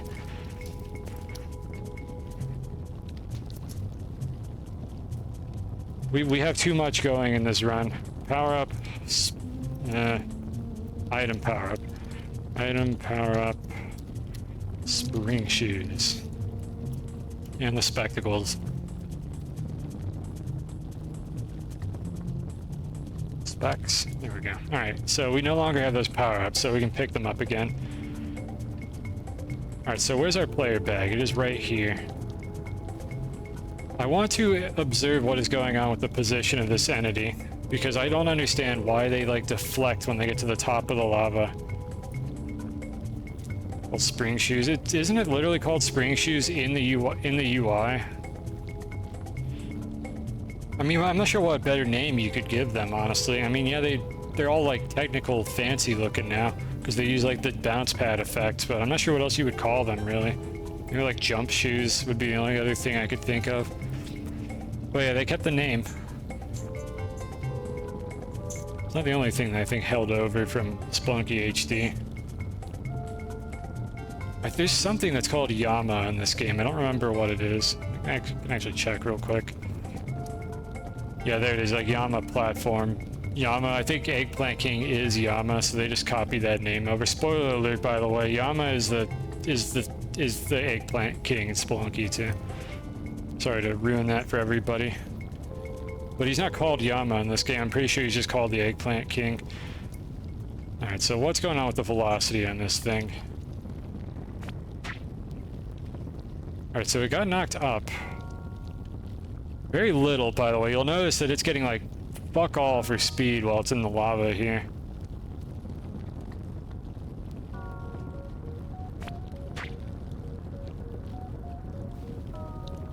That just didn't interact with it at all. I wonder if it has to do with like the item having iframes or something. There's a lot that could be going into this.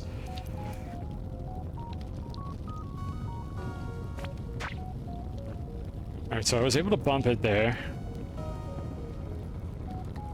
Let me make sure that it's not touching that ghost breath. Alright, so that ghost breath is gone. We were able to hit it. Again, it had its speed tanked like immediately to some minimum value in the lava. I'm just trying to understand like what causes these items to just suddenly refuse to fucking go up anymore.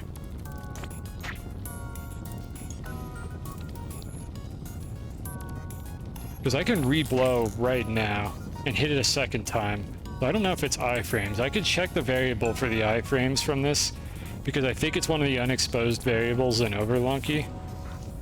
But this doesn't paint the full picture of why the item just suddenly reverses when it's near the surface. Alright, so I could blow it again. Yeah, that right there. Now it refused to interact with that ghost breath for some reason. Move the ghost slightly upwards. It shouldn't matter where the ghost is. It's where the ghost breath touches the item.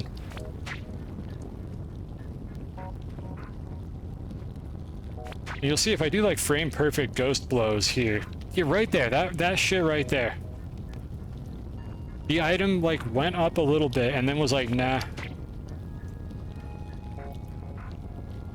Like it tempts you, it just teases you, and then it just immediately like gets blocked for some reason and starts sinking back down. And I've seen this happen before, and it feels like it's impossible, and I wonder if it has to do with the origin of the item leaving the lava, causing it to like change its physical behavior. So it should be easier to see what's going on here. So we blow the item. It has positive, positive. It just abruptly got full, like, falling speed. I think you have to hit the item with your ghost breath while it's out of the lava to give it the proper speed. Hello, Kuma. You've never been able to recover the bow. I don't think you can blow the bow high enough to get it out of the lava. You gotta get your player ghosts to, like, knock it out to the side or something.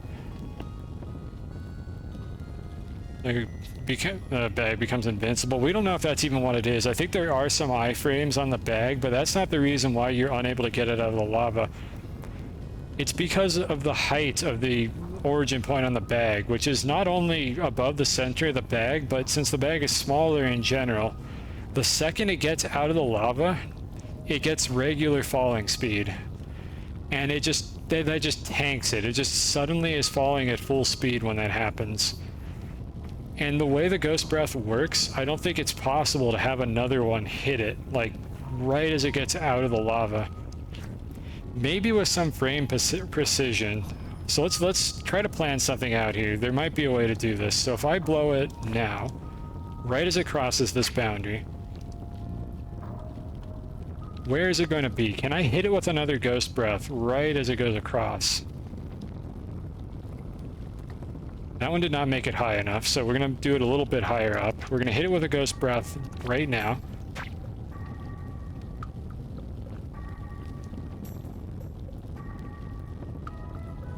Not quite. A little higher up.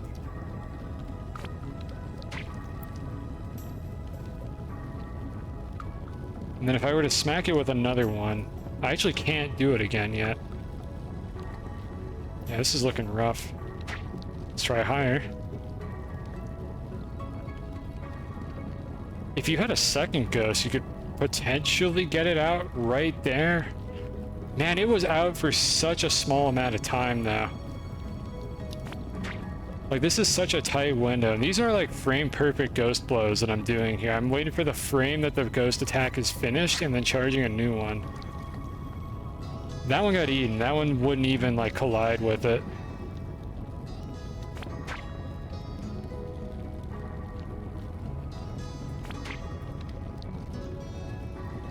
Yeah, I think the answer is just the height of the lava. It looks like it's higher up than it should be, and the instant the object leaves the lava pit, it just falls. You've tried with 3 and couldn't get it to work. Well, the second part of it could be the iframes from the, like, getting hit by the ghost breath. It could be a situation where if you can't get the origin point to touch the player at the top of the lava, you're just not going to get it to work. I think it happens when the lava is lower. Lower, specifically. Okay, let's drain a little bit of it. I'm not sure why that would matter.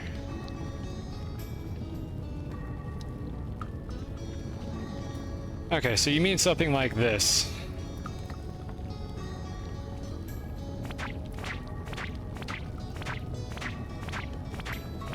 I mean, this is looking like about the same thing as before.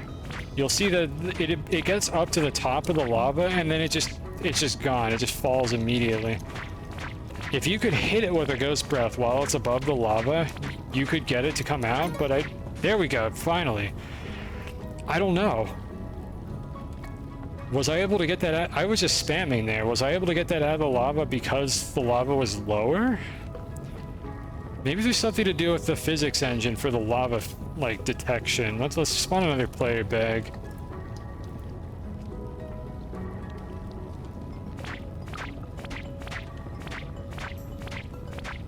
I feel like you're onto something here because it does feel like it goes higher. Let's watch this frame by frame. I'm gonna put Rafi, like, right up against it so that it actually gets blown on the frame that I spawned the projectile in. So let's try, like, right here. Okay, so that is definitely gonna hit it no matter where it is.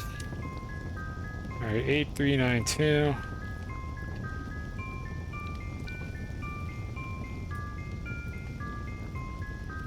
Alright, so what the hell is going on with this? Alright, so I'm just gonna blow it. That's the wrong button, that's the wrong whip. What happens to it? It keeps lava physics for longer. It's not based on the collision with these little droplets because it hasn't started to fall yet. You'll see how its velocity is barely changing by about half of a hundredth or half a thousandth by the look of things. Like every other frame it goes down. Then right there, that right there was when it decided it's not in the lava anymore.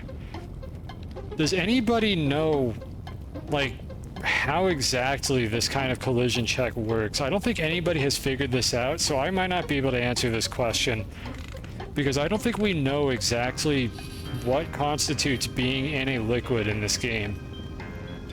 Because it very clearly thinks it's in the lava up until this height, which is the same height that it thought it was in the lava while the lava was all the way up here. So it started falling on that frame.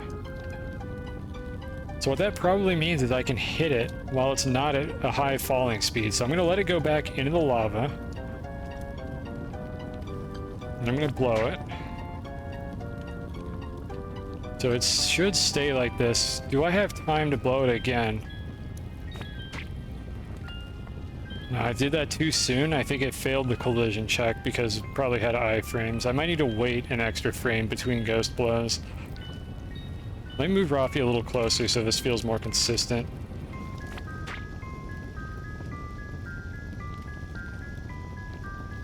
Alright, so I'm gonna wait 2 frames and then charge up another one. Yeah, that seems to get it. Alright, so right there, we just got, like, trolled. And it immediately had the high velocity. Now it thinks it's back in the lava because it's sinking slowly. So if I wait 1, 2, blow it again.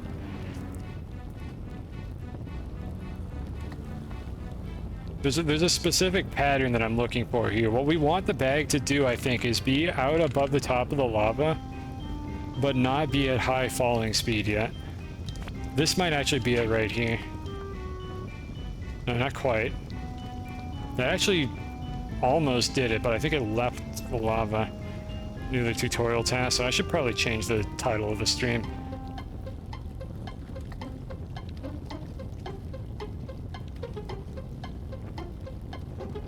Scammer. Oh god. I don't know what to name it. don't know what to name the stream. Chat, suggest a name. It's gotta be something witty and clever to draw people into the stream at fucking midnight. I mean, who doesn't want to watch science in the middle of the night?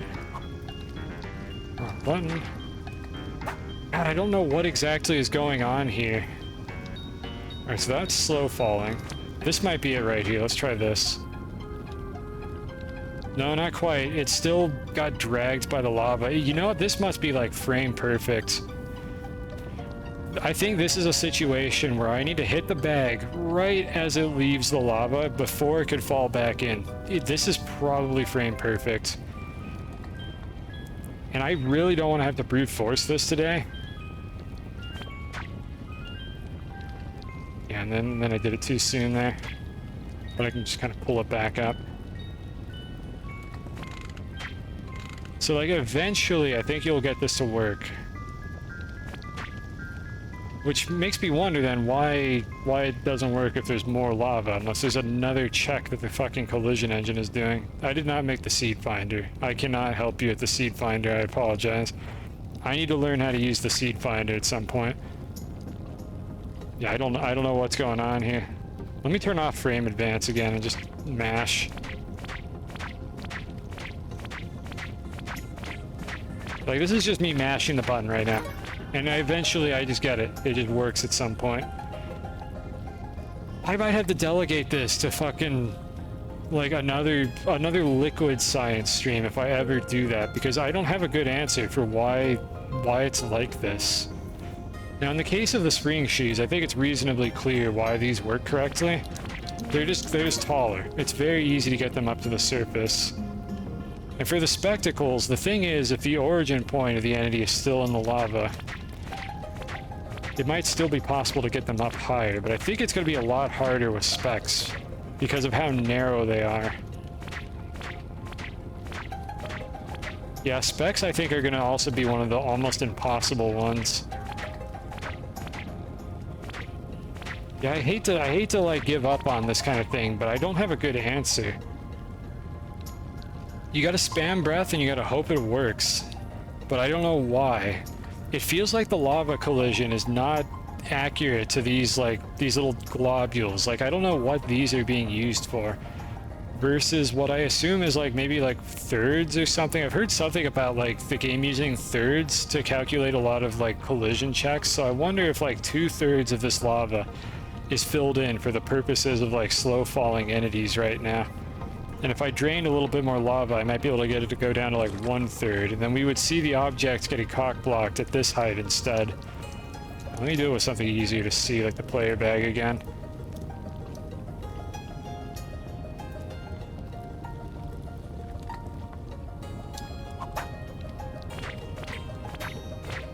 Yeah, you see it happening now. Now it's abruptly cutting off at about 1/3 into the tile instead of 2/3. This would probably be impossible to get it out of the lava.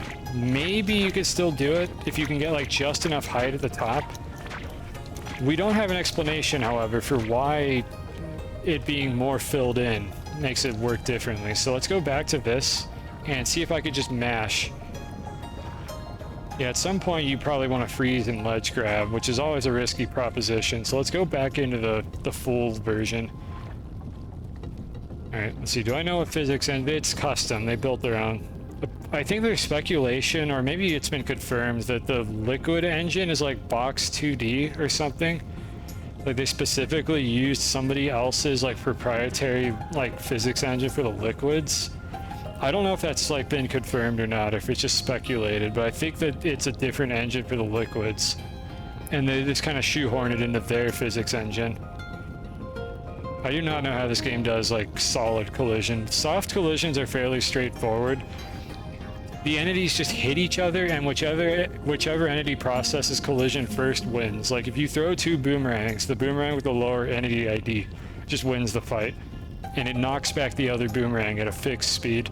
And that's how most collisions work in this game for soft collisions. Hard collisions with terrain, no idea. Falling platforms, no idea. Like Quillback teleported through walls because the metal shield has hard collisions, no idea. There's a lot of mysteries there. And eventually somebody, maybe me or someone else, will figure it out. But for now, I have no idea. Can I use a rope down to stay at the top of the rope? Probably. It's all risky, and especially in like a low percent run, you wouldn't want to do that. You've got the risk of magmars, but like you could probably use a rope to get the item a little bit down. Like you'd have to be very careful. Box 2D extension. Okay, I'm glad I wasn't just like talking like nonsense there. Like it is box 2D. Okay, so it was confirmed as well. They should make an open source version of their game engine. Pago, look, I don't like to be rude or patronizing, but nobody wants a fucking open source version of this game engine. This game engine is an abomination of bizarre, inconsistent edge cases and game mechanics. There are way fucking better game engines out there that you could use for this kind of thing than Spelunky 2's game engine. Like at its roots, this game engine is a dumpster fire of just weird, inconsistent behavior. It feels fun enough to play it. It's got like the coyote frames. It kind of lets you get past corners sometimes, but I feel like we're past the day and age of axis-aligned bounding boxes for platformers like this. And it's just frustrating when you scrape your head against like a ceiling and instantly lose all of your velocity and fall into lava because you forgot you had spring shoes equipped. Like, I would not want to play more games in this engine. I play this game because it is Spelunky 2, not because I like the game engine. Like, I like this game in spite of all the problems the game engine has.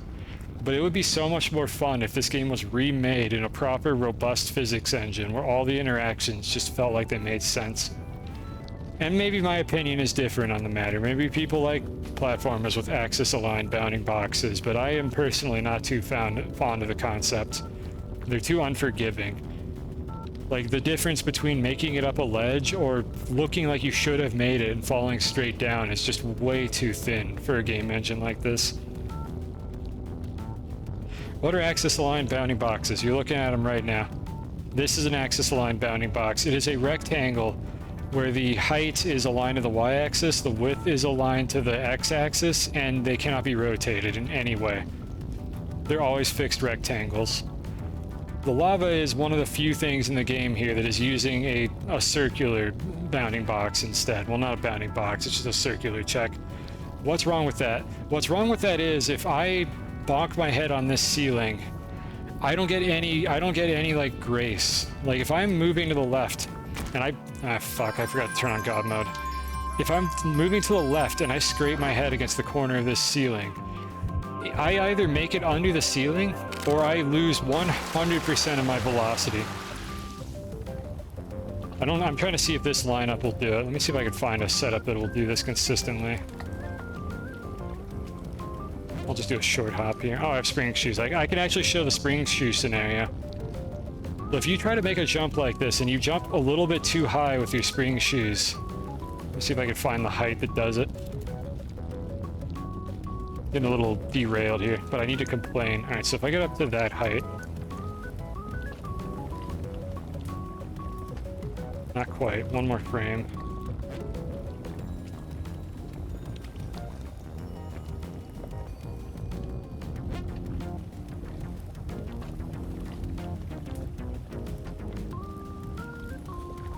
There we go, that bonk right there. In a game with a physics engine that feels fluid, what would happen in this situation is you would lose some of your horizontal speed, and then your character would kind of get pushed under the block.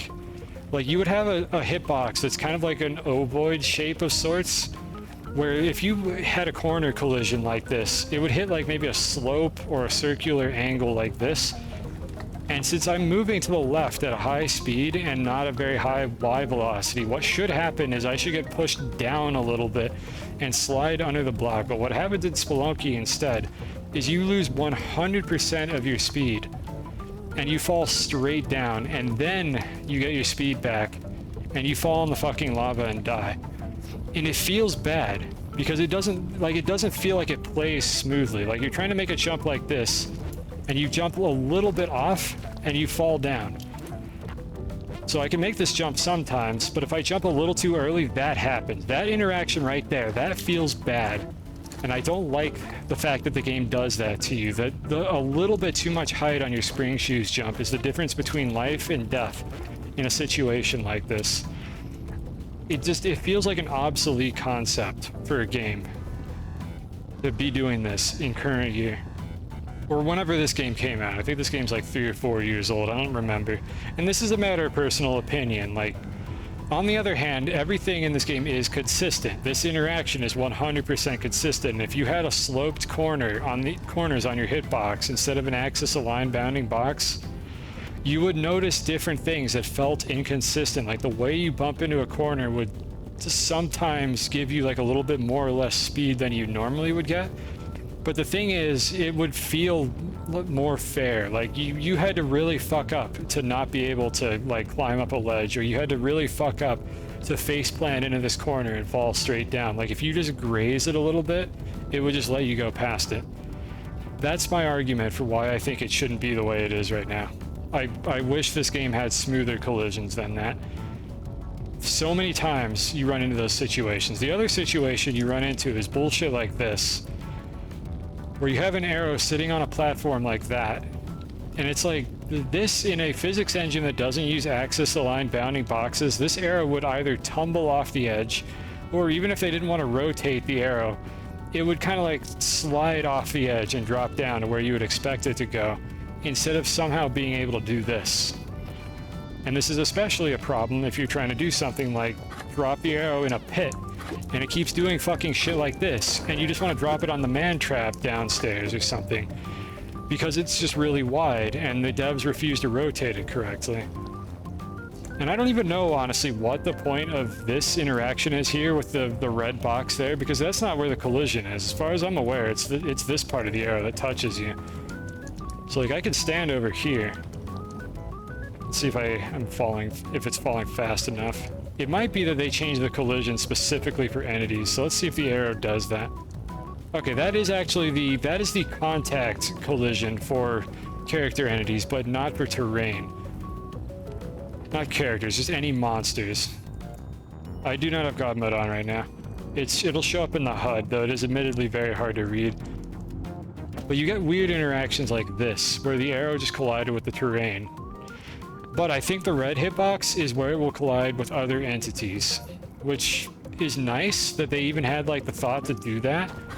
It might be one of the few scenarios in this game where that actually happens, but it doesn't change the fact that I'm trying to drop the arrow down a pit to kill a man trap or witch doctor or something that's downstairs from me.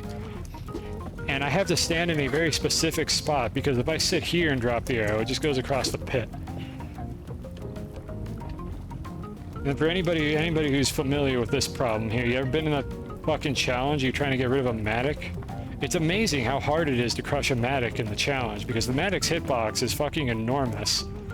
So you have a situation like this, and you just keep dropping the goddamn Matic across the gap, because you're just a little bit off. You drop it from over here, it doesn't go in the gap. You drop it from there, it goes across. It goes across again.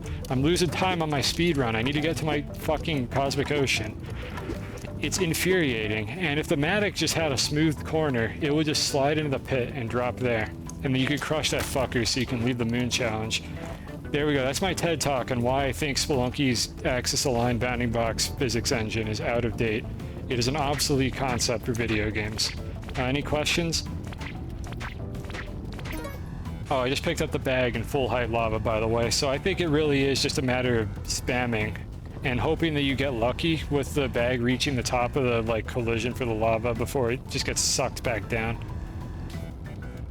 I think my answer to this question, going back to what we were talking about, you've never seen that work. Yeah, I'm just on another level. I don't know what to tell you. Let's see if I can do it again. But I think my answer is I'm gonna have to say I don't know. I don't like giving that answer during these streams, but I think this is more of a liquid physics problem. Yeah, it just works every time now. It probably has something to do with me like moving the lava around a bunch. Let's go to a natural lava pool and see if it still happens. So if we go down to say this one that I have not perturbed, the lava is a little bit lower, and I bet that 1/3. I bet it's doing that 1/3 check, so I'm gonna get cock blocked and the bag is not going to go up any higher than that. So if I go back to the player bag, This is probably either going to be impossible or very difficult to do for this particular one, because I think it's going to get blocked. Yeah, you see what's happening here? It's doing the same thing as earlier. It's like it gets really close and then it just suddenly falls. And you would need like some insanely precise ghost timing and good luck on like the collision physics and the iframes to maybe have a chance of getting this to work. You have not confirmed it's for ouchies, you just drew it there. I think it's a single point at the tip. Okay, so maybe that's not confirmed. We know for sure that it's not the full wide hitbox of the arrow because like I literally dropped it past me and it didn't hit me. So like there's something else that they're doing for the arrow checks, thank fuck. But I guess we don't know for sure if it's the red hitbox. I assume that you just drew the red hitbox by rotating it based on the angle of the arrow, like the sprite, or the velocity of the arrow, one of those two things. I think those two things kind of sync up with each other. Alright, so here's what I'm going to do. I'm going to perturb the lava to be a little bit higher by just dropping a push block in it.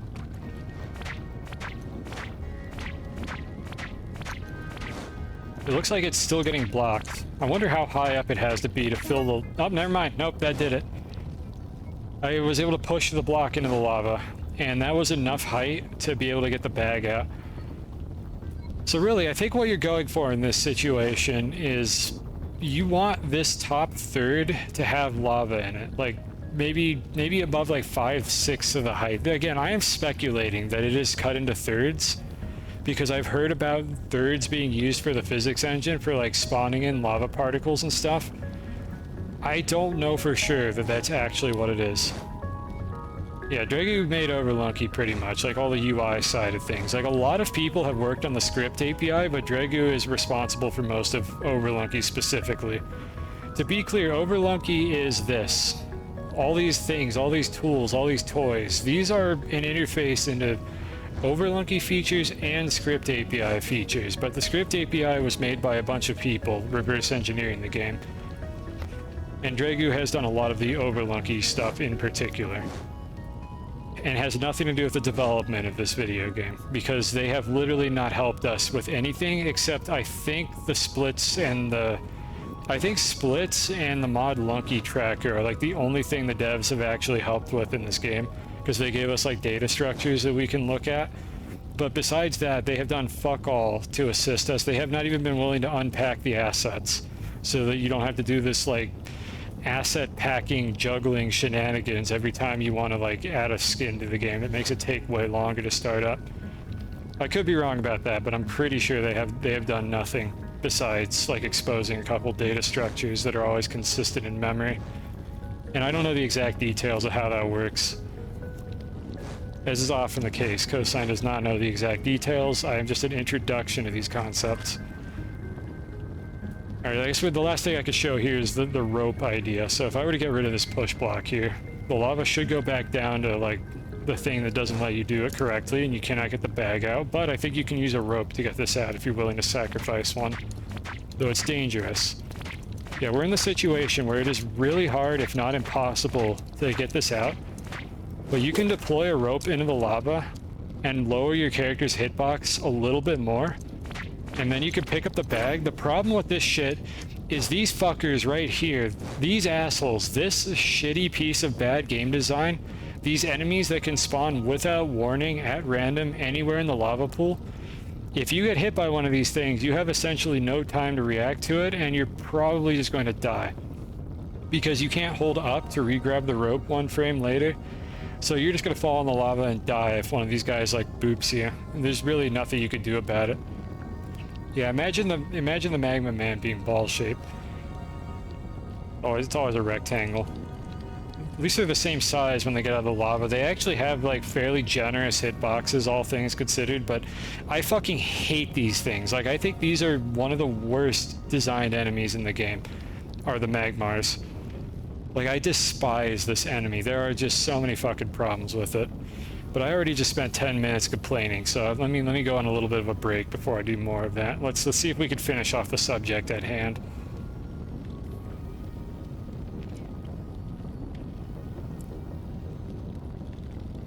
Let's see, we're gonna pretend I'm still rambling about the lava. No, this is different rambling. We're trying to figure out how to extract items from lava. And basically, if you're willing to risk dying to the Magmars, you could do this.